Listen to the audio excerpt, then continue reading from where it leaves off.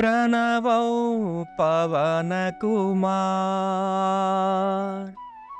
खल बल पावक ज्ञान धन, जासु हृदय आगार, बसहि राम सर चाप धर। जीवन में कुछ भी काम करो और भगवान श्री हनुमान जी का नाम नहीं लिए हो तो तुम्हारा सब बेकार। कोई काम सफल नहीं होगा इतने हनुमान जी का नाम नहीं लोगे, क्योंकि हनुमान जी का नाम लोगे तभी श्री रामचंद्र जी प्रसन्न होंगे, और श्री रामचंद्र जी प्रसन्न होंगे तभी शिव जी प्रसन्न होंगे। ये एक सूत्र है, अगर इस सूत्र का पालन नहीं करोगे तो जीवन में कभी कुछ प्राप्त नहीं होगा। इसलिए हनुमान जी को अपने अंतर मन में ध्यान करो।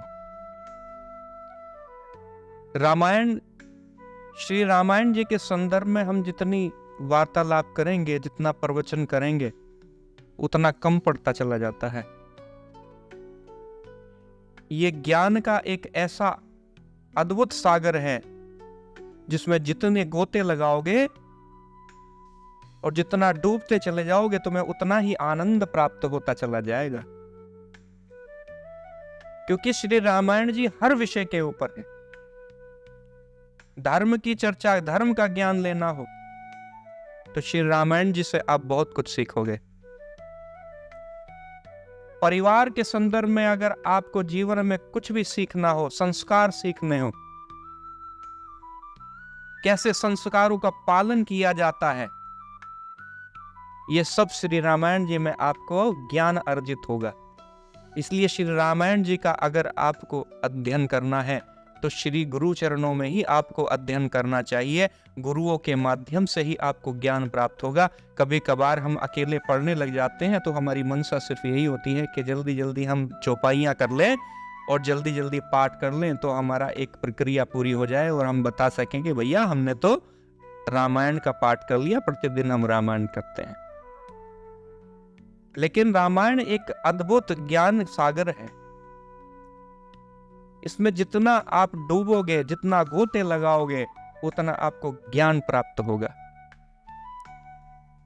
आज एक विषय पे जरूर हम चर्चा करेंगे। हम सदैव अपने प्रवचनों के माध्यम से और श्री रामायण जी की जब भी हम कथा करते हैं तभी हम बताते हैं कि बच्चों का माता पिता के प्रति कर्तव्य कैसा होना चाहिए।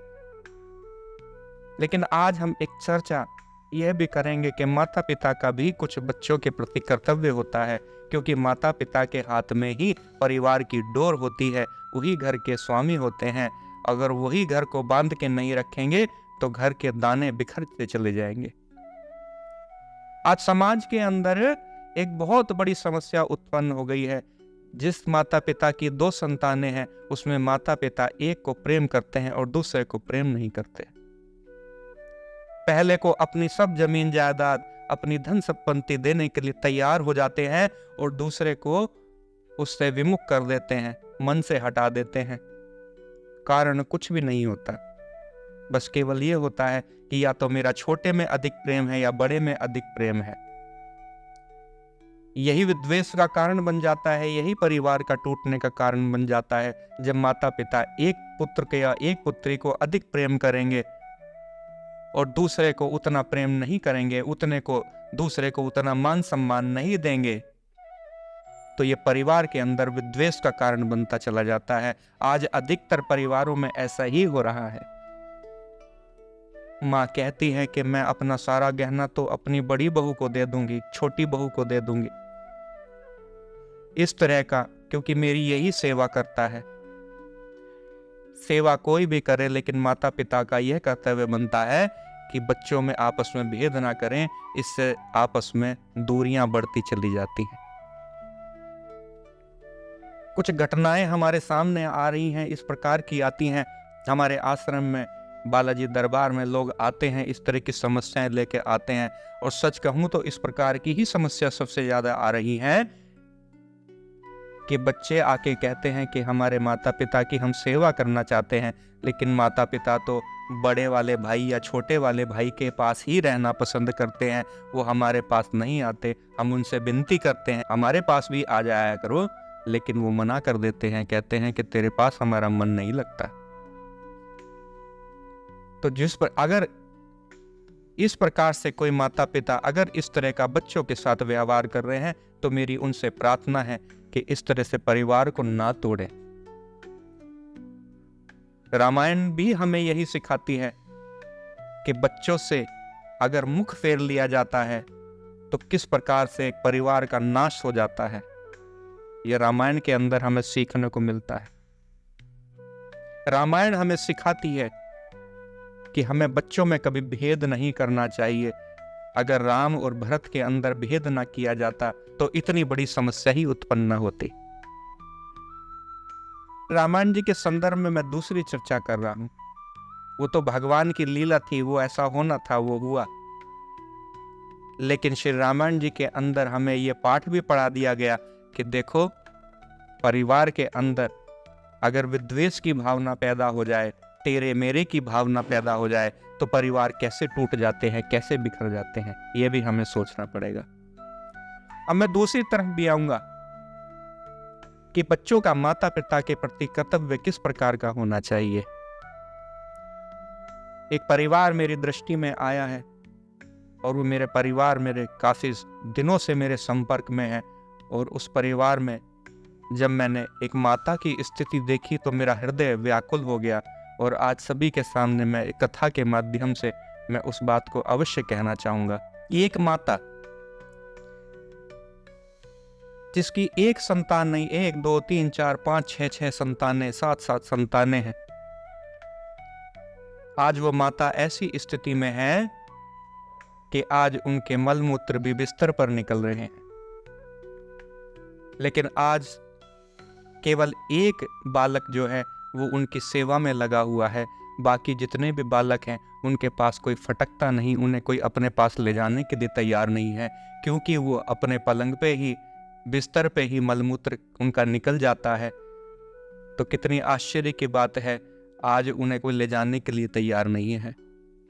जिस माँ ने इन बालकों को अपने गर्भ में रखा, इनको पैदा किया, इनको जन्म दिया, इनके मलमूत्र अपने हाथों से साफ करती थी वो माता।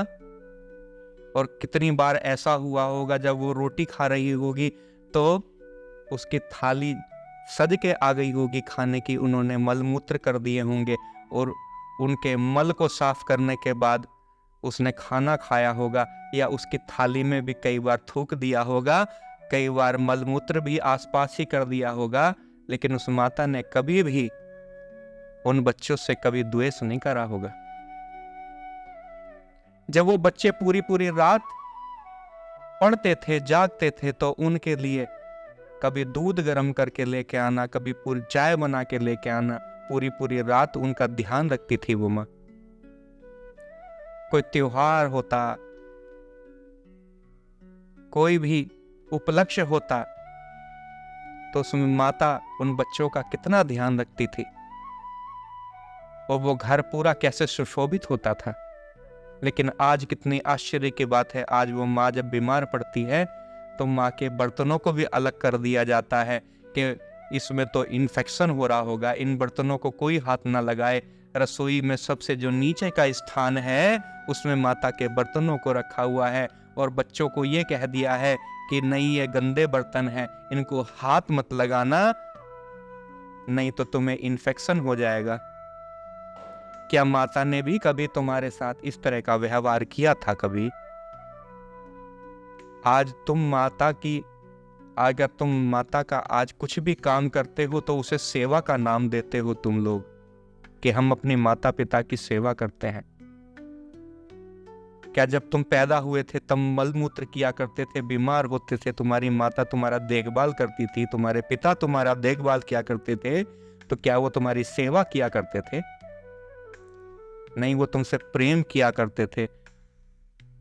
तुम उनकी संतान थी तो तुम्हारी वो सेवा नहीं करते थे, उसे अपना कर्तव्य समझ के तुम्हारा प्रेम से तुम्हारा सब कार्य किया करते थे। लेकिन आज जब माता पिता बीमार हो जाते हैं, उनके मलमूत्र उनके बिस्तर पे निकलने लगते हैं, तो तुम सेवा करते हो और पुण्य की बात करते हो कि मैं तो अपने माता पिता की सेवा करता हूं, मुझे कितना पुण्य प्राप्त होगा।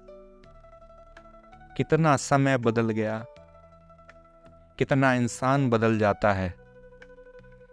हम भगवान की उपासना करते हैं और माता पिता की अवहेलना करते हैं।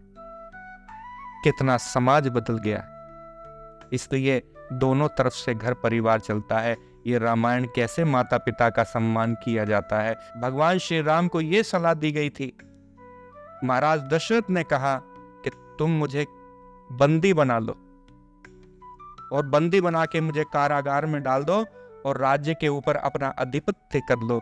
तुम यहाँ के राजा घोषित हो जाओगे। तुम बाद में तुम्हारी अपनी प्रतिज्ञा भी पूरी हो जाएगी, मेरा वचन भी पूरा हो जाएगा, ये परिवार टूटने से बच जाएगा। लेकिन भगवान श्री राम ने कहा कि नहीं, मेरे पिता के वचनों का मूल्य बहुत बड़ा है। भगवान श्री राम कहते हैं कि मैं अपने पिता के वचनों को झूठा नहीं होने दूंगा और जो आपने वचन दिए हैं मैं उनको पूर्ण करूंगा। सभी गुरुओं ने, सभी संतों ने उनको यही मार्ग दिया। अन्य और भी बहुत सारे मार्ग उनको सुझाए, लेकिन भगवान श्री राम ने स्पष्ट मना कर दिया कि मेरे पिता के वचनों को मैं झूठा नहीं होने दूंगा। जो आज्ञा मेरे पिता ने मुझे दी है, जो मेरी माता ने मुझसे मांगा है, मैं उसको पूरा करूंगा। 14 वर्ष का मैं वनवास लूंगा और इस वनवास में मैं साधु और संतों की रक्षा करूंगा। यह है भगवान श्री राम का चरित्र। और मैं आज के समाज से भी बात कहना चाहूंगा कि भगवान श्री राम का नाम इतना बड़ा है कि आप इस जीवन से तर जाते हो। और सबसे बड़ी बात तो यह है कि अगर भगवान श्री राम ना होते, भगवान श्री कृष्ण ना होते, तो आज हम यह राम कथा भी ना कर रहे होते, हम किसी मंदिर में भी ना बैठे होते। क्योंकि राक्षस दुराचारी शक्तियां हैं, आज भी राक्षस हैं, आज भी इन्हें हम इस्लाम के नाम से जानते हैं। आज जितने भी ये मुसलमान हैं, ये मुझे ऐसा लगता है कि इन्हीं ऐसे लोगों को ही राक्षस कहा जाता था। क्योंकि राक्षसों के क्या काम होते थे वो भी सुन लो। वो यज्ञ नहीं होने दिया करते थे, वो धार्मिक स्थलों में तोड़फोड़ किया करते थे, वो मीट मांस का सेवन किया करते थे, वो वेदों को फाड़ दिया करते थे, धर्म अनुष्ठान और देवताओं की हत्या कर दिया करते थे, महिलाओं का हरण कर लिया करते थे। आज लगभग जितने भी सारे काम हैं, आज इस्लाम यही काम कर रहा है। और जब जब धर्म की हानि होती है, तब तब भगवान अवतार लेकर इस धरती पर आते हैं और ऐसे दुष्टों का संहार करते हैं। अब भी हम आज कलयुग में भगवान के आने की ही प्रतीक्षा में बैठे हुए हैं। और जितने भी आज धर्म को बचाने के लिए लग रहे हैं, वो हनुमान जी की तरह भगवान श्री राम की सेना बनकर आज दुष्टों का संहार करेंगे। इसलिए जो लोग अधर्मी हैं, पापी हैं, वो ये ना समझे कि उनका नाश नहीं होगा, शीघ्र उनका नाश होगा। क्योंकि भगवान या तो धरती पर आ चुके हैं या धरती पर आने वाले हैं। और हम जैसे भगवान श्री राम के सैनिक बनकर इन दुष्टाचारियों को समाप्त करने का काम करेंगे। भगवान के मार्ग पे हम लोग चलेंगे। आज मेरी संपूर्ण मानव जाति से, जो हिंदू हैं, उनसे मेरी प्रार्थना है कि भगवान राम के मार्ग पे चलो, धर्म के मार्ग पे चलो। ये अपने बच्चों को मोबाइलों से बचाओ, क्योंकि आज परिवार टूट रहे हैं। जब परिवार टूटते हैं तो देश और धर्म टूट जाता है। क्योंकि आज सनातनियों पे ही इस राष्ट्र को बचाने का उत्तरदायित्व है। और ये सनातनी ही समाप्त हो गए तो इस राष्ट्र का नामो निशान समाप्त हो जाएगा, इस धर्म का नाम मिट जाएगा। इसलिए परिवारों को बचाना आज सबसे ज्यादा आवश्यक है। आज परिवार टूट रहे हैं। आज एक साथ एक घर के अंदर बैठे हुए जितने भी प्राणी बैठे हुए हैं, सब लोग अलग अलग मोबाइल लेकर, अगर घर के अंदर 10 प्राणी हैं, 5 प्राणी हैं, 4 प्राणी हैं, तो सब लोग अलग अलग मोबाइलों पे अलग अलग काम कर रहे हैं। एक दूसरे के साथ तो बैठे होते हैं, लेकिन एक दूसरे से वो बात नहीं करते, क्योंकि सब लोग मोबाइल पे, यूट्यूब पर कोई फिल्म देख रहा है, और बच्चे तो पता नहीं क्या क्या अश्लील चीजें देख रहे हैं, उनके चरित्र का भी हनन हो रहा है, चरित्र का नुकसान हो रहा है। तो पता नहीं बच्चे मोबाइल देख देख के कितने ही अपवित्र कार्य कर रहे हैं, उनसे उनकी यौन शक्ति का नाश हो रहा है।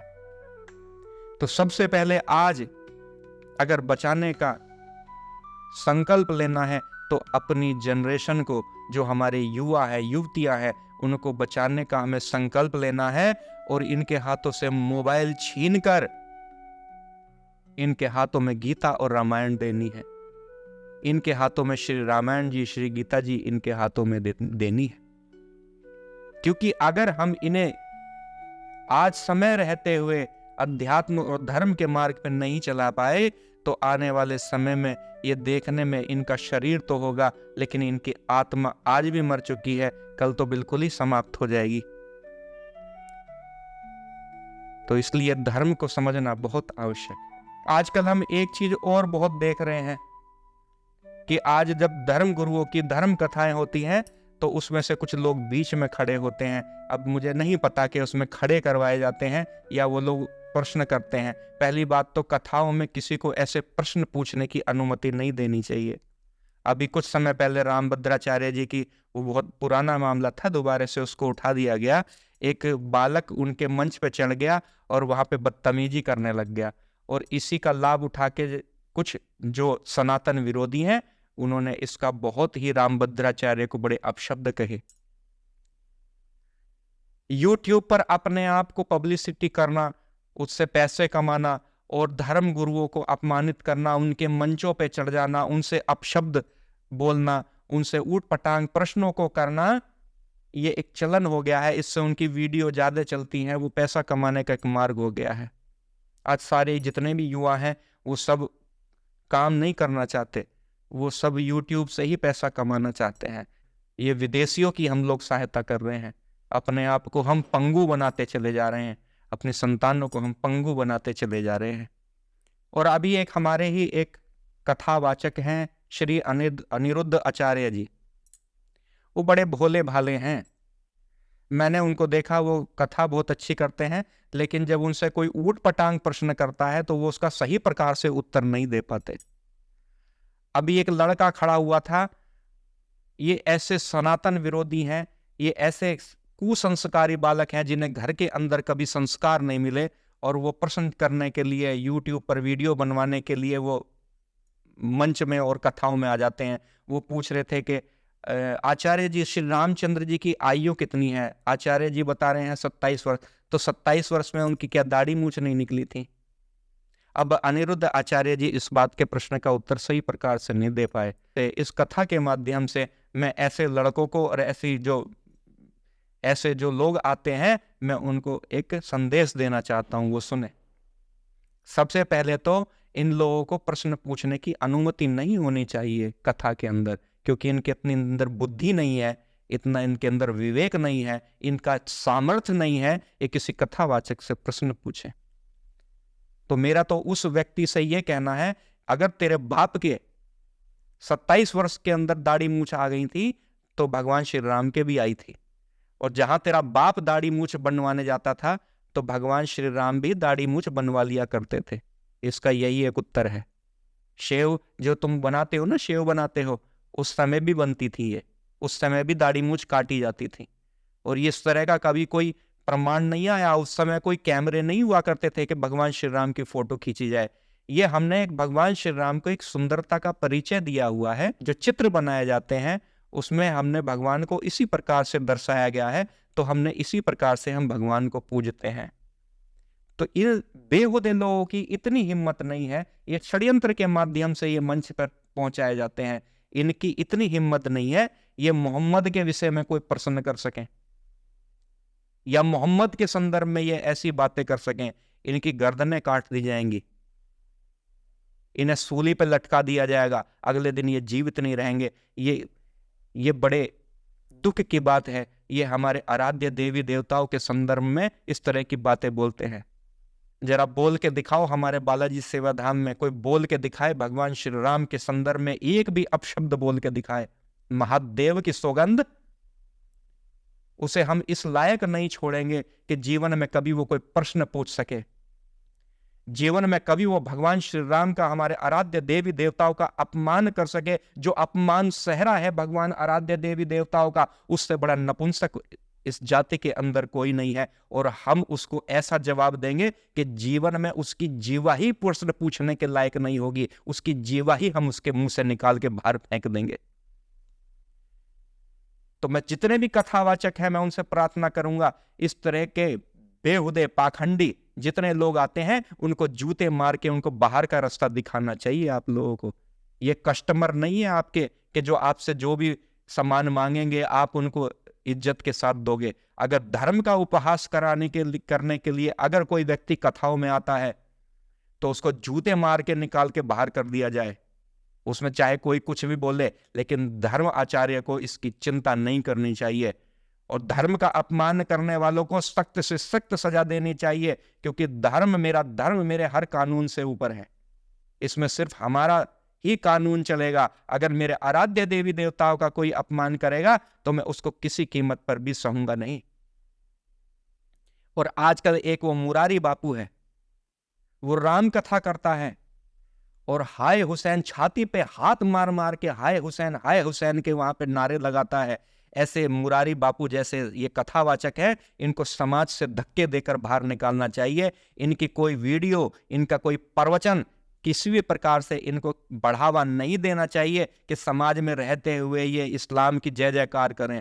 हमारे धर्म के अंदर किसी भी अन्य मजहब, अन्य किसी संस्कृति का नाम लेना भी पाप के समान है।